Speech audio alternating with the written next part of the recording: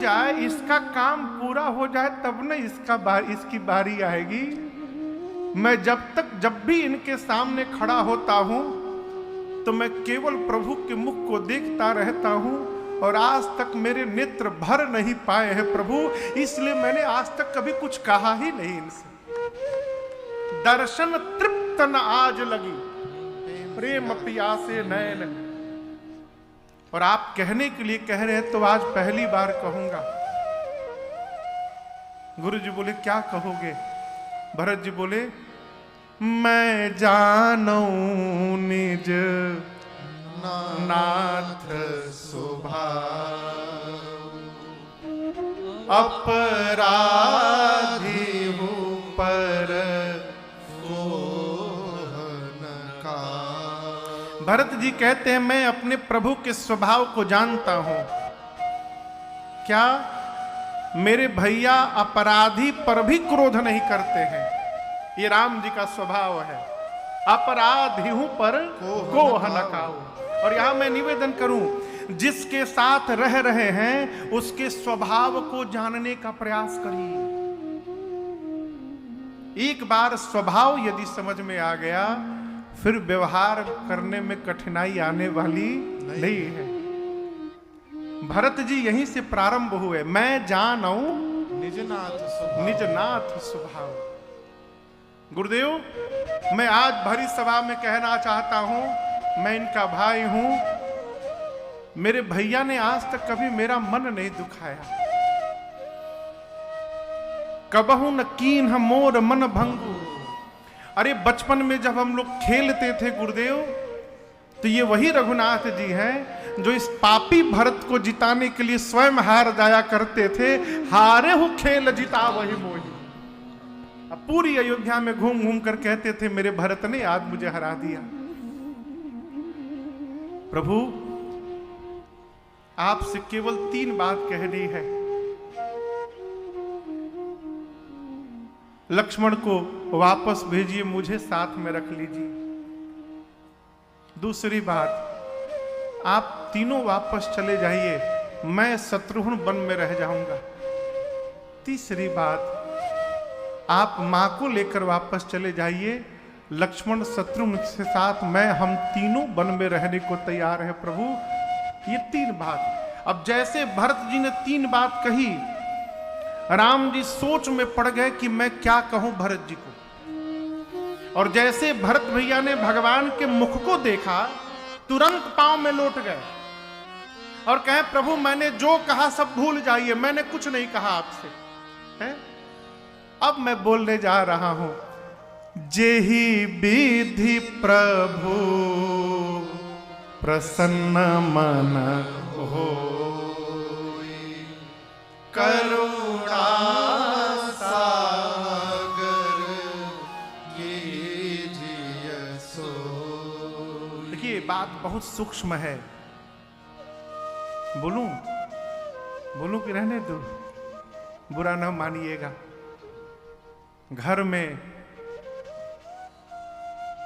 जिस दिन से माता पिता बड़े भाई को हमसे कुछ कहने के पहले सोचना पड़े कि कहें कि न कहें, कहीं बुरा मान तो नहीं जाएंगे, समझिएगा उसी दिन से हमारा दुर्भाग्य प्रारंभ हो गया है। श्रेष्ठ को यदि कुछ कहने के पहले सोचना पड़ रहा है, यह हमारा दुर्भाग्य है। भरत जी ने 3 बात रखी, भगवान का मुख देखा, राम जी सोच में पड़ गए, तुरंत चरणों में लौटे, कहे प्रभु मैंने कुछ नहीं कहा। अब कह रहा हूं जैसे आपका मन प्रसन्न हो रघुनाथ जी, आप वही करिए प्रभु, हमको स्वीकार हो। इसी बीच मिथिला के दूत आए, सूचना दिए जनक जी महाराज आए हैं परिवार समाज के साथ। राम जी गए, आदर पूर्वक लेकर आए। 4 दिन बाद सुनैना जी जाकर मां कौशल्या जी से मिली हैं। कौशल्या मैया ने केवल एक बात कही। आप बताइए कौशल्या जी किसकी मां है? राम जी की। किसने बोला? बाबू ने। समाज की दृष्टि में किस माता के चलते राम जी वन में गए? कैकेयी मैया। कैकेयी मैया के पुत्र कौन है? हाँ, भरत जी। आप संबंध समझ रहे हैं ना? जिन कैकेयी मैया के पुत्र भरत जी हैं और जिस कैकेयी मैया के चलते राम जी को वन जाना पड़ा, समाज की दृष्टि में कौशल्या मैया सुनैना जी से कहती हैं, सुनैना जी मेरे बच्चों के पिताजी अब नहीं है, इसलिए मैं कह रही हूं अब जनक जी महाराज ही उनके पिता के रूप में हैं। आप जनक जी से कहिए कि महाराज ऐसा कुछ करें कि राम लक्ष्मण को छोड़ दे और मेरे पुत्र भरत को अपने साथ में रख ले, क्योंकि मुझे राम की चिंता नहीं है, मुझे अपने पुत्र भरत की चिंता हो रही है। ये राम जननी कौशल्या कह रही है। मोरे सोच भरत कर भारी। यदि राम के साथ भरत मेरा पुत्र नहीं रहेगा तो भरत अपने प्राण का त्याग कर देगा। सुनैना जी समझाई, रात्रि में जनक जी से बोली हैं। जनक जी ने कहा चिंता ना करिए, भरत जी उतना ही करते हैं जितना राम जी कहते हैं, तो कल भी भरत जी वही करेंगे जो राम जी कहेंगे, आप चिंता ना करिए। सवेरा भया, राम जी ने गुरु जी से कहा निर्णय लीजिए। गुरु जी जनक जी से बोले, जनक जी भरत जी से बोले। भरत जी कहें बड़े लोगों के रहते छोटा निर्णय लेगा उचित होगा क्या? आप लोग लीजिए। राम जी के पास सबको लेकर गए तो राम जी बोले आपके चरणों की सौगंध लेता हूं गुरुदेव, आप और जनक जी जो आज्ञा देंगे मैं वही उसी का पालन करूंगा। ये प्रसंग कहता है घर में बड़ों के रहते स्वयं निर्णय लेने से बचिए। यदि बड़ा कोई है तो स्वयं निर्णय न लिया जाए। कोई निर्णय नहीं ले रहा है। भरत जी खड़े हो गए। अब बोले प्रभु मेरे मन में एक भाव है, कहिए तो मैं बता दूं मैं क्या चाहता हूं। राम जी बोले कहिए। भरत जी बोले प्रभु जो आज्ञा हो जाए। जहां नाथ रख दोगे, जहां नाथ रख दोगे, आप जब तक नहीं कहेंगे वहीं मैं रहूंगा, जहां ले चलोगे वहीं मैं क्या कहा भरत जी ने? जहां ले चलोगे वहीं मैं चलूं। भरत जी कहते प्रभु मैं क्या चाहता हूं बताऊं। राम जी बोले कहिए। भरत जी बोले सहज स्नेह। दूसरी बात स्वामी सेवकाई। भरत जी कहते मैं दो चीज चाहता हूं, पहला सहज प्रेम और दूसरी आपकी सेवा चाहता हूं। लेकिन ये दोनों कैसे चाहता हूं? स्वार्थ छल फल चारी बिहारी। मैं आपकी सेवा करूंगा तो बदले में कुछ चाहिए नहीं, स्वार्थ नहीं है, कोई छल नहीं है, और न मुझे धर्म चाहिए, न अर्थ चाहिए, न काम न मोक्ष, फल चारि बिहाई, कुछ नहीं चाहिए, बस मैं सेवा करना चाहता हूं। राम जी बोले कौन सी सेवा करना चाहते हो? ये बड़ी अद्भुत बात है। भरत जी बोले प्रभु मैं बताऊं कौन सी सेवा करना चाहता हूं? मैं सबसे बड़ी वाली सेवा करना चाहता हूं। राम जी बोले कौन सी सेवा? भरत जी कहते हैं अज्ञा सम। किसके सम? किसके सम? आज्ञा। अज्ञा सम न सुसाहिब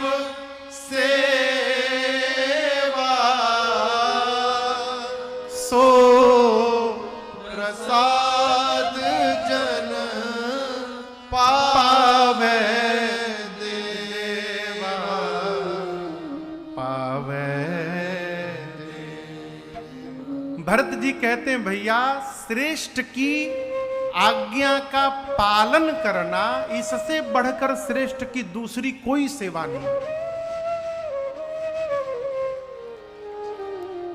पिताजी रात को सोने जाएं तो बैठ के 2 घंटा पांव दबाना ये सेवा नहीं है, ये आपका कर्तव्य है।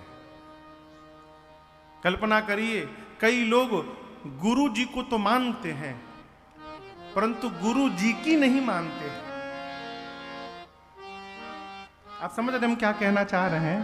गुरु जी आएंगे तो पांव धोएंगे, पांव दबाएंगे, आरती उतारेंगे, माला पहनाएंगे, गुरु जी को मान रहे हैं, लेकिन गुरु जी की कही हुई बात को नहीं मान रहे हैं। तो ये को मानने से कुछ होगा नहीं जब तक की नहीं मानी जाएगी। गुरु जी को मानिए चाहे मत मानिए, गुरु जी की मानिए। और याद रखिएगा, जब गुरु जी की मानने लगिएगा तो गुरु जी को अपने आप मानने लगिएगा, अलग से कुछ नहीं करना पड़ेगा। श्रेष्ठ की आज्ञा का पालन करना ये श्रेष्ठ के प्रति हमारी सबसे बड़ी सेवा है। भरत जी बोले प्रभु हम वही सेवा चाहते हैं। सो प्रसाद जन पावे देवा, ये आपका जन वही प्रसाद प्राप्त कर ले प्रभु। आप अपनी मुख से आज्ञा दीजिए क्या करना है। राम जी बोले भरत जी आप तो सब जानते हैं, आप रघुकुल की रीत भी जानते हैं। आप लोग रघुकुल की रीत जानते हैं? कितने लोग रघुकुल की रीत जानते हैं? सब जानते हैं। रघुकुल रीति सदा चलिया प्राण जाई बरु बचन न जाई। राम जी बोले जानहु तात तरनिकुल रीति। तरनिकुल यानी सूर्य कुल की रीति आप जानते हैं। हमारे पूर्वज वचन के लिए प्राण का भी त्याग कर दिए हैं, ये हमारी रीति है। हम तो यही कहेंगे भरत जी अपने धर्म का पालन करते रहिए और मुझसे मेरे धर्म का पालन कराते रहिए। भरत जी बोले भैया मेरे जीवन का एकमात्र धर्म है आपकी आज्ञा का पालन करना है, आप आज्ञा दीजिए। और यहां दर्शन करिए, राम जी ने भरत जी को आज्ञा दी। राम जी बोले भरत जी आप चाहते हैं मैं आपसे कहूं तो मैं कह देता हूं, चलिए बंटवारा कर लिया जाए। क्या कर लिया जाए? जोर से कहिए। सब करत है बंटवारा। बंटवारा शब्द सुनते भरत जी फफक पड़े, कहे प्रभु अवध की संपत्ति को आप छोड़ के चले आए मेरे लिए, आपके लिए उस संपत्ति को मैं छोड़ के वन में आ गया और आप संपत्ति बंटवारा बात करते हैं। राम जी बोले बंटवारा करना है भाई, लेकिन संपत्ति में बंटवारा नहीं करना है। आज हम दोनों भाई अपने घर की विपत्ति में बंटवारा करेंगे, हम लोग विपत्ति बांटेंगे। और देखिए मैं आपसे निवेदन करूं, संपत्ति बांटने के लिए बहुत लोग मिलेंगे, उस व्यक्ति को ढूंढिएगा जो आपकी विपत्ति बांटने को तैयार हो जाए। और याद रखिएगा जीवन में यदि आप निष्ठ हैं तो आपकी विपत्ति आपका भाई छोड़कर दूसरा कोई बांट भी नहीं सकता। मेरी प्रार्थना है भाई से बंटवारा करनी हो तो बंटवारा करिए, लेकिन संपत्ति में नहीं विपत्ति में करिए। देखिए आपको एकदम व्यवहारिक बात कह रहा हूं, परिवार बढ़ेगा, समय के साथ साथ परिवार बढ़ेगा, तो एक समय ऐसा आएगा कि आपको चाह के ही न चाहते हुए भी थोड़े अलग अलग व्यवस्था बनानी पड़ेगी। घर में कितने लोग रहेंगे, तो व्यवस्था अलग करनी पड़ेगी। लेकिन जब तक निभ रहा है विवेकी पुरुष को निभाते रहना चाहिए। दूसरी बात, जब तक माई बाप जीवित हैं भूल कर भी बंटवारा नहीं करनी चाहिए। माता पिता के रहते जो बंटवारा करते हैं संपत्ति का नहीं करते, वो माता पिता का बंटवारा करते हैं। राम जी बोले हम लोग विपत्ति बांटेंगे, और भरत जी आप सहयोग नहीं करेंगे तो कौन करेंगे। यहां राम जी कहते हैं भरत भाई भुजा होता है। भाई क्या होता है? भुजा। वहां दोहा पढ़िए तो दोहा एक,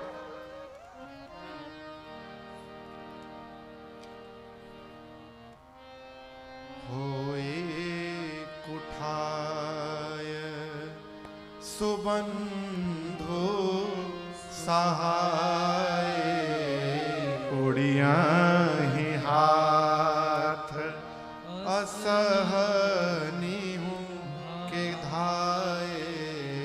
राम जी कहते हैं भाई भुजा होता है। भाई क्या होता है? जोर से कहिए, भाई भुजा होता है। अब आपसे एकदम व्यवहारिक स्तर पे बात कह रहा हूं। यदि हाथ की हड्डी यहां से लेकर और यहां तक 100 टुकड़ों में टूट जाए, कल्पना करिए हाथ की हड्डी यहां से यहां तक खंड खंड टूट जाए, उसके बाद भी शरीर पर जब कोई लाठी से प्रहार करता है ना, तो शरीर को उस लाठी के चोट से बचाने के लिए हाथ ही सामने आता है। हाथ ये नहीं सोचता कि मैं पहले से टूटा हूं और टूट जाऊंगा, हाथ सामने आ जाता है। राम जी कहते हैं भरत तुम मेरी भुजा हो। कर्म काल ने, विधाता ने आज इस वज्र का प्रहार हमारे ऊपर किया है, इस प्रहार को मेरा भाई भरत नहीं रोकेगा तो कौन रोकेगा। राम जी बोले 14 वर्ष मैं वन में रहूंगा और 14 वर्ष मेरे भरत जाकर अयोध्या में रहेंगे। भरत जी रघुनाथ जी के चरणों को पकड़ लिए, कहे प्रभु नाथ भयउ सुख साथ गए को, हम अभिषेक की सामग्री लाए हैं प्रभु। राम जी बोले अभी नहीं, लौटने के बाद अभिषेक होगा। अत्रि मुनि जहां कहे वहां रख दीजिए। जब आप चित्रकूट से बांदा बढ़ेंगे तो रास्ते में कुआं है, उस कूप में ले जाकर अत्रि मुनि पूरी राज्याभिषेक की सामग्री सुरक्षित कराए और कहे भरत जी आज के बाद इस कूप का नाम भरत कूप पड़ेगा, और जो भी मनुष्य एक बार भी इस कुएं के जल को अपने ऊपर केवल छिड़क लेगा, उसे उसी समय समस्त तीर्थों में स्नान करने का फल स्वतः प्राप्त हो जाएगा। ये इस कूप की महिमा होगी। 5 दिन अनुमति लेकर भरत जी ने चित्रकूट का दर्शन किया है। 6ठे दिन आज विदा का दिन है। भरत जी ने राम जी से खड़े होकर विदा मांगा है। अब गोसाई मोहि देहु रजाई, अब गोसाई मोहि देहु रजाई, सेवों अवध अवधि भर जाए, सेवों अवध अवधि भर जाए। भरत जी ने हाथ जोड़कर कहा राम जी से प्रभु आप मुझे राज आज्ञा दीजिए जिससे मैं जाकर अयोध्या की सेवा करूं 14 वर्षों तक। राम जी खड़े होकर गले लगाएं, अनेक प्रकार से भरत भैया को समझाएं। भरत जी कुछ चिन्ह चाहते हैं अपने साथ। भरत जी को देने के लिए प्रभु ने अपने आप को ही पादुकाओं के रूप में परिवर्तित किया है और भरत भैया को दिया। भरत जी प्रभु कर कृपा पावर दीन्हि, सादर भरत शीश धरि दीन्हि। प्रभु कर कृपा पावर दीन्हि, सादर भरत शीश धरि दीन्हि। चरण पीठ करुणा निधान के, जनु जुग जामिक प्रजा प्राण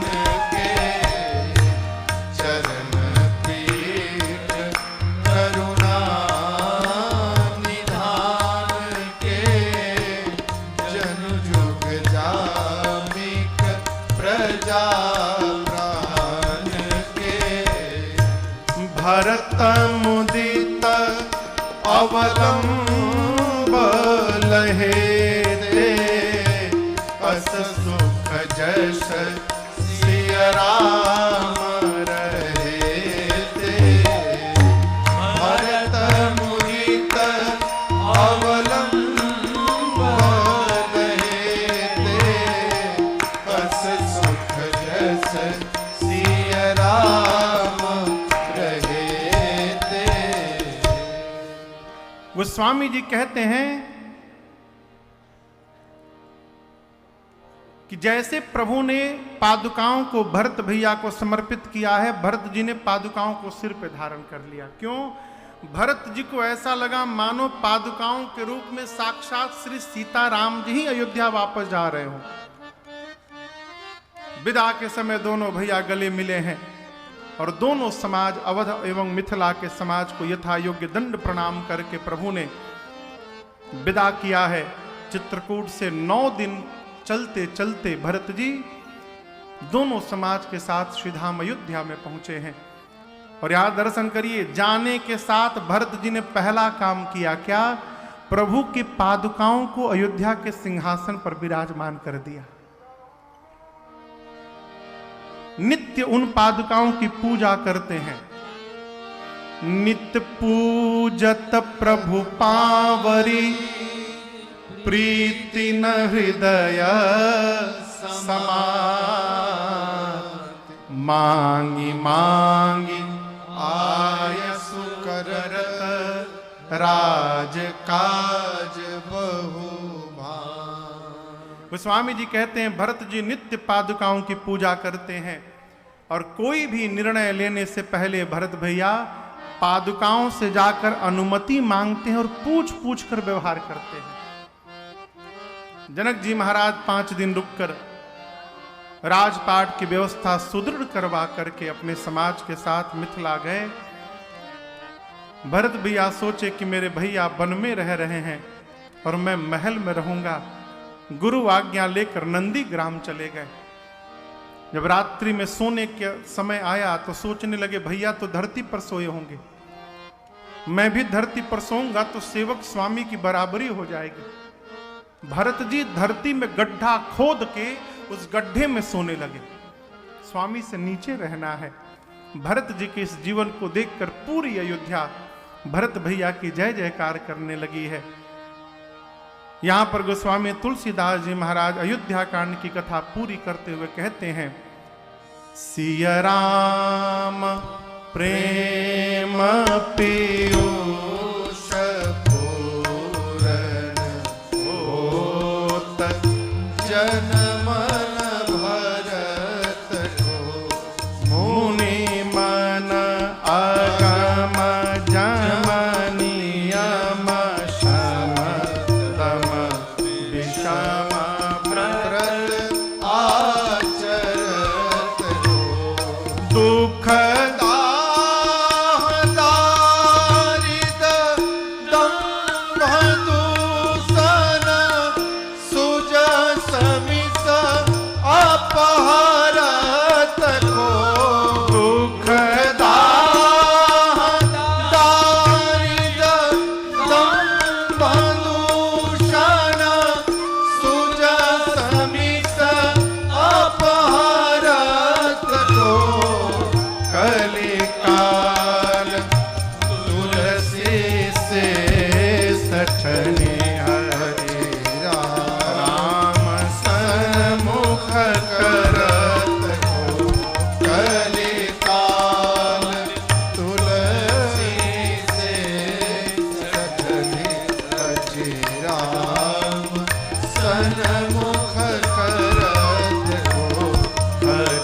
राम सन्मुख करत को हठि राम सन्मुख करत को। गोस्वामी जी कहते हैं भरत जी रूपी पात्र जिसमें सीताराम जी का प्रेम रूपी अमृत भरा हुआ है, यदि जन्म न लेते तो जो अष्टांग योग मुनियों के मन को अगम है वो सबके लिए सुगम कौन बनाता। भरत जी जन्म न लेते तो कलयुग के कलमशों का हरण कौन करता। और तुलसीदास जी अपने लिए कहते हैं, यदि भरत भैया जन्म न लेते तो इस कलिकाल में इस 60 तुलसी को हठ पूर्वक रघुनाथ जी के सन्मुख ला के खड़ा कौन करता, यदि भरत भैया धरती पर जन्म न लिए होते तो। भरत भैया के चरित्र की फलश्रुति बाबा कहते हैं, जो भी मनुष्य नर व नारी भरत जी के चरित्र को निरंतर आदर पूर्वक श्रवण करता रहेगा, उसके जीवन में 2 कार्य अपने आप होंगे। कितने कार्य? कितने कार्य? 2। जानते हैं कौन? पहला कार्य, भरत चरित करिने तुलसी जो सादर सुनाई। पहला काम, सिय राम पद प्रेम अवश्य होई भवरस बिरती। पहला कार्य होगा सीताराम जी के चरणों में प्रेम जागृत होगा। और यहां दर्शन करिए, पहला होगा तो दूसरे को करना नहीं पड़ेगा, दूसरा ऑटोमेटिक हो जाएगा। कैसे? जैसे प्रकाश जलाएंगे और अंधकार भगाएंगे, ये 2 कार्य नहीं है। एक काम करिए, प्रकाश जलाइए तो अंधकार अपने आप भग जाएगा, भगाना नहीं पड़ेगा। उसी प्रकार जब सीताराम जी के चरणों में प्रेम हो जाएगा तो विषयों के रस से मन को अपने आप विरक्ति प्राप्त हो जाएगी। ये 2 कार्य स्वयं हो जाएंगे केवल और केवल भरत भैया के चरित्र को श्रवण करने से। आगे की कथा श्री अरण्य कांड में प्रवेश करती है और अरण्य कांड के प्रारंभ में घटना घटी। देवताओं के राजा का एक बेटा है जिसका नाम है जयंत। क्या नाम है? जयंत। अद्भुत है ये। एक बार चित्रकूट में प्रभु पुष्प उतार कर मेरी मां को सजा रहे थे आभूषण बना के। जयंत देखा तो बोला, कहीं भगवान पत्नी सजाते हैं? कहा ये भगवान नहीं है, मैं पता लगाऊंगा कौन है, इनके भुजाओं का बल का पता लगाऊंगा। कौवा बन के चला आया। किसके सामने कौवा बना है पता है? सीताराम जी के आगे। सीताराम जी के आगे किसी की माया चलती नहीं है। जयंत सोचता है मैं कौवा बन गया हूं, कोई पहचान नहीं रहा है। राम जी मैया को देख रहे हैं, मैया जयंत को देख रही हैं। जयंत सोचता है कोई पहचानेगा नहीं, कौवा बना हूं। सीता मैया सोच रही, इंद्र का बेटा जयंत आज कौवा बन के कहीं घूम रहा है? मां से क्या छिपेगा हो? मां सोच ही रही थी, तब तक आया और सीता मैया के पांव में चोंच से मार के भाग गया। सीता चरण चोंच हति भागा, मूढ़ मंदमति कारण कागा। जैसे जयंत ने मां के पांव में मारा, पांव से रक्त की धारा निकली और उस धारा ने भगवान के पांव को जैसे स्पर्श किया। भगवान सब जान गए किसने मारा, कब मारा, कैसे मारा, क्यों मारा। कुशा की चटाई पर राम जी बैठे थे, कुशा निकाले। कुशा समझ रहे हैं ना? कुशा पवित्री पहनी जाती है, उसकी छाने के भी काम में आता है। कुशा निकाले और ब्रह्मास्त्र के मंत्र से अभिमंत्रित करके राम जी ने जयंत के पीछे कुशा का ब्रह्मास्त्र छोड़ दिया। चला ब्रह्मास्त्र, भगा अपने पिता इंद्र के पास। बचाइए बाबूजी, क्या किया तूने? सीता जी के पांव में चोट से मार दिया हूं। इंद्र बोले जाओ मरो, भगो यहां से। ब्रह्मलोक शिवलोक चारों तरफ भागता रहा, परंतु काहू बैठन कहा न ओ राखी को सकई राम कर द्रोही। 3 लोक 14 भुवन जयंत भागा, परंतु किसी ने जयंत को बैठने के लिए भी नहीं कहा। और दर्शन करिए, भाग रहा है और उसी भागते में जयंत पर एक संत की दृष्टि पड़ गई। जानते हैं वो संत कौन है? नारद जी महाराज। ये कथा कहती है जब संसार वाले किसी की दृष्टि आपके ऊपर नहीं पड़ेगी तो घबराइए मत। इसका मतलब आज नहीं तो कल किसी संत की दृष्टि आप पर आने वाली है, अवश्य आएगी। नारद जी बोले इधर आओ, क्यों भाग रहे हो? बोला नारद जी रोकिए मत, रुकने के साथ ही मर जाऊंगा, दौड़ा रहा है ब्रह्मास्त्र। नारद जी बोले कौन सा काम कर दिया कि ब्रह्मास्त्र दौड़ाने लगा? कहा अरे क्या बताऊं, कौआ बन के सीता जी के पांव में चोंच से मार दिया हूं। राम जी ने ब्रह्मास्त्र छोड़ दिया मेरे पीछे। आज एक बात का पता चला नारद जी, विपत्ति में अपने पिताजी भी मेरा साथ नहीं दिए, साथ छोड़ दिए, और किसी की क्या बात करूं। नारद जी बोले जयंत, संसार वाले मारते हैं तो भगवान बचाते हैं, तुमको भगवान ने मार दिया है, कौन बचाएगा संसार में? कहीं बचोगे नहीं, बचना चाहते हो? जयंत बोला ये भी पूछ रहे हैं, इसीलिए तो भाग रहा हूं। नारद जी बोले एक ही जगह है जहां जाने से तुम बच जाओगे। जयंत बोला 3 लोग 14 भुवन तो घूम के चला आया हूं, अब कौन सा जगह है? मतलब वही जगह जहां तुम लौटे नहीं हो। मतलब तो जिस राम जी ने तुम्हारे